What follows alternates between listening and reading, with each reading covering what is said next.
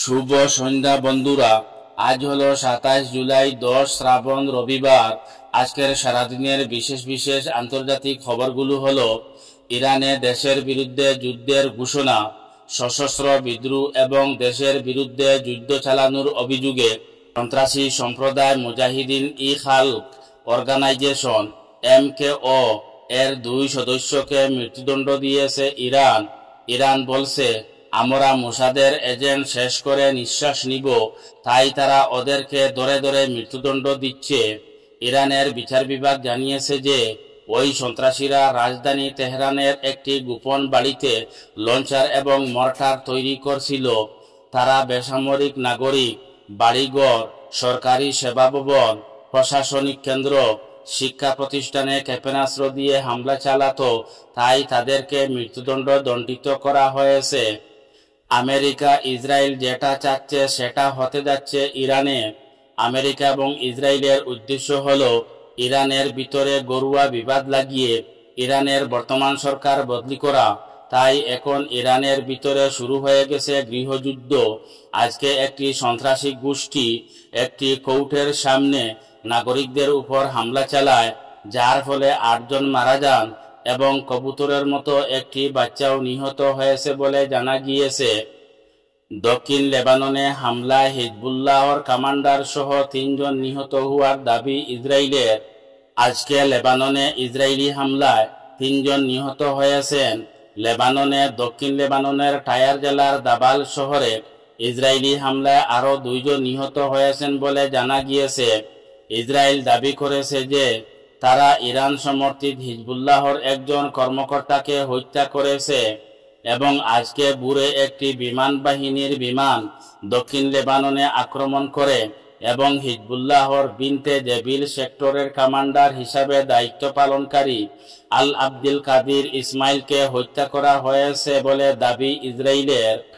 গাজায় ত্রাণবাহী ট্রাক প্রবেশের অনুমতি দিল ইসরায়েল। গাজায় আকাশপথেও ফেলা হচ্ছে খাদ্য সামগ্রী। গাজায় দীর্ঘ কয়েক মাসের ইসরায়েলি অবরোধের পর যখন দুর্ভিক্ষে মানুষ প্রাণ হারানো শুরু করেছে, ঠিক তখনই আন্তর্জাতিক চাপের মুখে পড়ে গাজায় ত্রাণ প্রবেশের অনুমতি দিয়েছে ইসরায়েল। পাশাপাশি আরও আকাশপথে উড়োজাহাজ থেকে ত্রাণ ফেলা শুরু হয়েছে। মার্কিন সম্প্রচার মাধ্যম CNN এর প্রতিবেদন থেকে এ তথ্য জানা গেছে।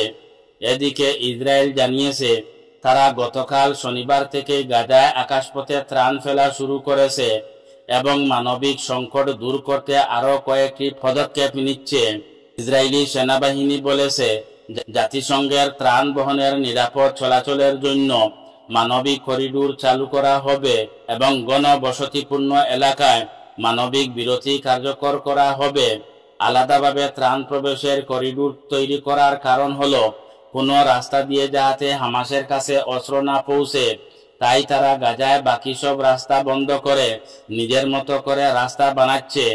আল কাহিরুর প্রতিবেদকের ভাষ্য অনুযায়ী রাফা সীমান্ত থেকে কয়েক ডজন ট্রাক গাজার দক্ষিণ প্রান্তের কারেম শালম ক্রসিংয়ের দিকে অগ্রসর হয়েছে। ট্রাকগুলোতে টনকে টন ত্রাণ সামগ্রী রয়েছে। আন্তর্জাতিক ত্রাণ সংস্থাগুলো জানিয়েছে গাজার 22 লক্ষ মানুষ চরম খাদ্য সংকটে রয়েছে। মার্চে ইসরায়েল গাজায় সব ধরনের সরবরাহ বন্ধ করে দিলে খাদ্য ফুরিয়ে যেতে শুরু করে। পরে মে মাসে সীমিত সরবরাহ আবার চালু হয় নতুন বিধিনিষেধ সহ। গাজায় যথেষ্ট খাদ্য ঢুকতে দিয়েছে, বরং জাতিসংঘ এই খাদ্য যথাযথভাবে বিতরণ করতে ব্যর্থ হয়েছে বলে দাবি ইসরায়েলের।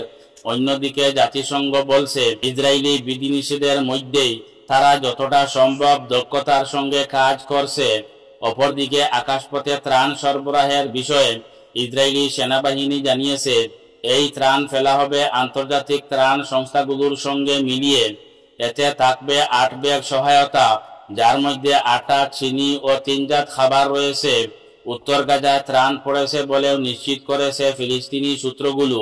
আজ রবিবার সকালে ইসরায়েলি সেনাবাহিনী জানিয়েছে তারা নাগরিক কেন্দ্রে মানবিক বিরতি চালু করবে, তবে বিস্তারিত কিছু জানানো হয়নি। ইসরায়েলি সেনাবাহিনীর এক বিবৃতিতে বলা হয়েছে গাজা উপত্যকায় কোনো দুর্ভিক্ষ চলছে না, এটি হামাসের ছড়ানো একটি মিথ্যা প্রচারণা। আজকে রবিবার ইসরায়েল 10 ঘন্টার জন্য গাজার 3টি এলাকায় সামরিক হামলা বন্ধ রাখার ঘোষণা দেয়। গাজার মানবিক সংকট নিয়ে বিশ্বজুড়ে খুব বাড়তে থাকায় এই পদক্ষেপ নিয়েছে ইসরায়েল। দেশটির প্রতিরক্ষা বাহিনী আইডিএফ এক বিবৃতিতে জানায়, গাজায় আরও বেশি পরিমাণে খাদ্য সামগ্রী পৌঁছানোর জন্য স্থায়ীভাবে আরও কিছু পদক্ষেপ নেওয়া হবে, কিন্তু 10 ঘন্টার জন্য হামলা বন্ধ করা এটি শুধু গাজার আল মাওয়াসি, দেইর আল বালা এবং গাজা সিটির একটি অংশে কার্যকর হবে। স্থানীয় সময় আজ রবিবার সকাল 10টা থেকে রাত 8টা পর্যন্ত এই বিরতি চলবে এবং প্রতিদিনই তা অব্যাহত থাকবে যতক্ষণ না নতুন কিছু জানানো হয়। এছাড়া ভোর 6টা থেকে রাত 11টা পর্যন্ত নিরাপদ করিডোর চালু থাকবে, যাতে জাতিসংঘ ও মানবিক সংস্থাগুলোর কাফেলাগুলো নিরাপদে খাবার ও ঔষধ বিতরণ করতে পারে। আইডিএফ জানিয়েছে, ইসরায়েলি নাগরিকদের রক্ষার জন্য গাজায় সন্ত্রাসী সংগঠনগুলোর বিরুদ্ধে অভিযান চালানোর পাশাপাশি আমরা খাদ্য সামগ্রী পৌঁছানোর কাজে সহায়তা করে যাব। প্রয়োজনে এ ধরনের কার্যক্রম আরও বাড়ানো হবে।